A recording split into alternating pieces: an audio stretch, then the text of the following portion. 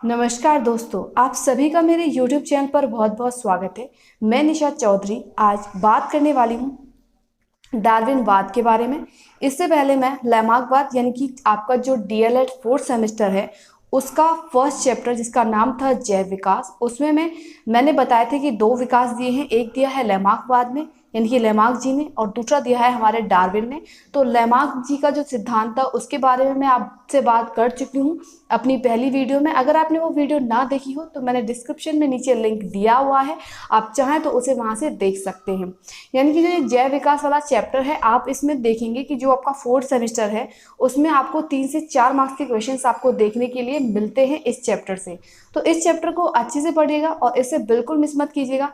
तो आज हम बात करने वाले हैं किसके बारे में? डार्विनवाद के बारे में। लेकिन इस वीडियो को शुरू करने से पहले मेरी आप सभी से रिक्वेस्ट है कि आप इस वीडियो को बिना स्किप करे एंड तक देखें। अगर वीडियो अच्छी लगे तो इसे लाइक, शेयर और मेरे चैनल को सब्सक्राइब जरूर करें अगर आप मेरे चैनल पर नए हैं।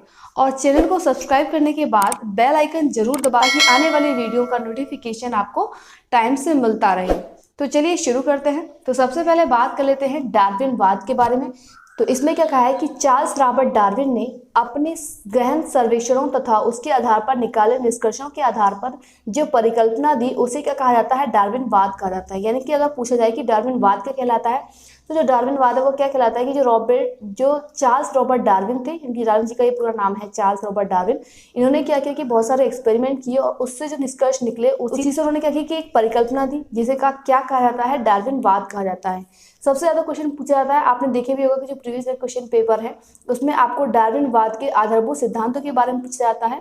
तो इन सिद्धांतों को आप जरूर याद कर लीजिएगा। जो आपके ये 5 सिद्धांत हैं जो कि डार्विन जी ने दिए थे, जिसमें आपका पहला सिद्धांत है कि जीवों में अधिक से अधिक संतान उत्पन्न करने की क्षमता। सेकेंड है जीवन संघर्ष। थर्ड है विभिन्नताएं तथा अनुवांशिकता। और फोर्थ है हमारा वातावरण के प्रति अनुकूलन। और फिफ्थ है हमारा नई जातियों की उत्पत्ति। यानी कि जो डार्विन थे उन्होंने बताया था कि जो जीव हैं उनमें अधिक से अधिक संतान उत्पन्न करने की क्षमता पाई जाती है। और जीवन संघर्ष, जो प्रत्येक जीव है वो अपनी आवश्यकता, भोजन एवं आवास के लिए क्या करता है? आपस में संघर्ष करता है। तो उन्होंने क्या कहा? जीवन संघर्ष कहा। ठीक है। नेक्स्ट है कि भिन्नताएं तथा अनुवांशिकता। डार्विन जी ने कहा कि जो जीव हैं उनमें क्या है, थोड़ी सी भिन्नताएं पाई जाती हैं। अनुवांशिकता, इसका मतलब ये हुआ कि जो पूर्वज हैं उनके जो गुण हैं वो आने वाली पीढ़ियों में भी दिखाई देते हैं। ठीक है। उसके बाद में बात करता है वातावरण के प्रति अनुकूलन। जो डार्विन जी थे उन्होंने बताया कि जो प्रत्येक जीव है वो अपने वातावरण में आसानी से अनुकूलन कर सकता है, यानी कि अडेप्ट कर सकता है। ठीक है। उसके बाद में नेक्स्ट पॉइंट है इनका नई जातियों की उत्पत्ति। नई जातियों की उत्पत्ति कैसे की? इन्होंने बताया कि जो हमारे पूर्वज हैं उनमें जो है प्राकृतिक चयन के अनुसार क्या है, थोड़े से परिवर्तन होते हैं, जिससे क्या होता है कि जो नई जातियों की उत्पत्ति होती है। आगे हम बात कर लेते हैं कि प्रत्येक जीव जाति के सदस्यों में वंश को चलाने के लिए अत्यधिक संतान उत्पन्न करने की क्षमता होती है, जैसा कि इन्होंने अपने सिद्धांत में बताया। ठीक है। उसके बाद में था कि संततियां वातावरण में उपलब्ध भोजन, आवास एवं अन्य आवश्यकताओं के लिए संघर्ष करती रहती हैं। ठीक है। जो कि इन्होंने सेकंड पॉइंट बताया कि जीवन संघर्ष में ही ये चीज आ जाएगी। उसके बाद में इस संघर्ष में जो वातावरणीय दशाओं के अनुसार उपयोगी जीव का प्रकृति चयन करती है। इन्होंने क्या बताया कि इस संघर्ष में क्या होता है कि जो वातावरणीय दशाएं होती हैं उसके अनुसार जो प्रकृति होती है वो उस जीव का चयन करती है। जैसे कि आपने पढ़ा होगा कि जो डायनासोर थे वो पहले होते थे लेकिन अब नहीं है। अब क्यों नहीं है? कि जो प्रकृति है उसने डायनासोर का चयन नहीं किया, या फिर यूँ कह सकते हैं कि जो डायनासोर थे वो आज की जो वातावरणीय दशाएं हैं उनको सहन नहीं कर पाए और इसी वजह से उनकी क्या हो गई? मृत्यु हो गई और उनकी जो पूर्ण जातियां थी वो क्या हो गई? नष्ट हो गई। ठीक है। नेक्स्ट बात करते हैं प्राकृतिक चयनवाद क्या कहलाएगा। तो प्राकृतिक चयनवाद ये हो गया कि जो हमारे प्रत्येक जीव हैं उनको भोजन, आवास और उनकी जो आवश्यकताएं होती है उसके लिए संघर्ष करना पड़ता है। और जो संघर्ष कर पाता है और अपनी जो वातावरण की दशा है उनमें अनुकूलन के साथ में जीवित रह पाता है, उसका क्या करती है? जो प्रकृति है उसका चयन करती है। ठीक है। उसी को इन्होंने क्या कह दिया कि प्राकृतिक चयनवाद का नाम दिया। और इस प्रकार जो डार्विनवाद को क्या कहा जाता है? प्राकृतिक चयनवाद भी कहा जाता है। आपको ये बहुत ध्यान रखना है कि जो डार्विनवाद का सिद्धांत है, कि जो डार्विन जी हैं उन्हीं के सिद्धांत को क्या कहा जाता है? प्राकृतिक चयनवाद कहा जाता है। ठीक है। क्योंकि ये कभी कभी ऑब्जेक्टिव क्वेश्चन में पूछ लिया जाता है। ठीक है। उसके बाद में नेक्स्ट बात करते हैं कि अब प्रश्न यह है कि जिराफ के अगले पैर एवं गर्दन का विकास कैसे हुआ। जब मैंने आपको जो लैमार्क जी का सिद्धांत था उसके बारे में पढ़ाया था तो मैं जिराफ में कैसे कैसे जो चेंजेस हुए उसके बारे में बताया था। यानी कि जो लैमार्क थे उन्होंने क्या कहा था कि जिराफ में जो चेंजेस हो रहे हैं वो क्यों हो रहे हैं, क्या कारण बताया था। अब बात कर लेते हैं कि डार्विन जी के कारण में जो जिराफ में ये चेंजेस हो रहा है उसका क्या कारण है। तो जानते हैं कि जिराफ में होने वाले परिवर्तन के बारे में जो डार्विन थे उन्होंने क्या कहा।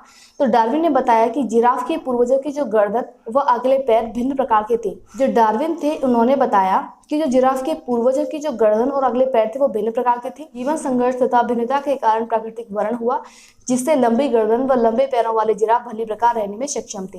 यानी कि अगर मैं बात करूं कि जिराफ के लंबे पैर और लंबी गर्दन क्यों हुई, तो इसका कारण डार्विन जी ने दिया कि जो जिराफ था उसको अपने जीवन की जो मूलभूत आवश्यकताएं थी उसको पूरा करने के लिए, यानी कि संघर्ष करने के लिए उसके अगर पैर लंबे या फिर गर्दन लंबी होती तो उससे क्या होता था कि उसको वो चीज़ हासिल करने में क्या होती थी, आसानी होती थी। वो भली प्रकार से अपने वातावरण में अनुकूलन कर पाता। इसी वजह से क्या हुआ कि उनके जो पैर थे प्राकृतिक वर्ण के कारण, यानी कि प्राकृतिक चेंजेस के कारण क्या हुआ कि उनके जो पैर लंबे थे और गर्दन जो है वो लंबी हो गई। ठीक है, नेक्स्ट बात कर लेते हैं कि प्राकृतिक वर्ण इस प्रकार पीढ़ियों से होता चला गया, जिससे छोटी गर्दन वाले पूर्वजों से लंबी गर्दन के जिराफ बन गए।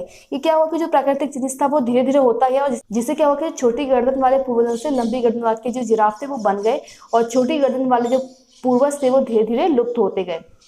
यानी कि प्राकृतिक चयन सदैव चलता रहता है, और हजारों लाखों वर्षों बाद नई व पुरानी पीढ़ियों के सदस्यों में इतना अंतर हो जाता है कि नई पीढ़ियां नई जातियां बन जाती हैं, और नई जीव जातियों का उद्भव ही जैव विकास कहलाता है। इस प्राकृतिक चयन में क्या होता है कि आप जो जानते हैं, जो प्राकृतिक चयन है वो क्या होता है कि सदैव चलता रहता है, और हजारों लाखों वर्षों बाद में जो है पुरानी पीढ़ियों के सदस्यों में अगर देखा जाए और नए पीढ़ियों के सदस्यों को देखा जाए तो उसमें क्या होती है कि चेंजेस पाए जाते हैं। चेंजेस से क्या होता है कि जो हमारी नई जातियां बन जाती हैं, और नई जो जीव जातियों का जो उदय होता है उसी को हम क्या कहते हैं, जैव विकास कहते हैं। तो दोस्तों, आज हमने डार्विनवाद के बारे में पढ़ा, यानी कि नई जीवों की उत्पत्ति के विषय में डार्विन जी का क्या कहना था उसके बारे में जाना। यानी कि उन्होंने जैसे जिराफ के बारे में लेमार्क जी ने कहा कि उनके अंगों की उपयोगिता के कारण क्या हुआ, उनकी जो गर्दन थी वो लंबी हो गई और उनके जो पैर थे वो लंबे हो गए। लेकिन जो डार्विन जी थे उन्होंने क्या बताया, डार्विन जी ने बताया कि प्रत्येक जीव को जीवित रहने के लिए जीवन संघर्ष करना पड़ता था। ठीक है, उसके बाद में क्या हुआ कि जीवन संघर्ष करते करते प्राकृतिक वर्ण हुआ, और क्या हुआ कि जो छोटी गर्दन वाले जिराफ थे वो बड़ी गर्दन वाले जिराफ में परिवर्तित हो गए, और धीरे धीरे क्या हुआ कि जो छोटी गर्दन वाले जिराफ थे वो क्या हुए, लुप्त होते चले गए। और उसके बाद में देखा गया कि पुराने जिराफों की तुलना में जो नए जिराफ थे उनकी जो गर्दन थी वो काफ़ी लंबी थी, और इन्होंने इसका कारण केवल क्या बताया कि जीवन संघर्ष और भिन्नता के कारण प्राकृतिक वर्ण होने से ही उनकी जो गर्दन है वो लंबी और आगे वाले जो पैर थे वो लंबे हुए। आशा करती हूँ कि आपको डार्विन जी का जो सिद्धांत था वो अच्छे से समझ में आया होगा। ये जरूर ध्यान रखिएगा कि डार्विन जी के सिद्धांत को ही प्राकृतिक चयनवाद भी कहा जाता है, कि ये मोस्टली ऑब्जेक्टिव में या 1 मार्क्स के क्वेश्चन में पूछ लिया जाता है।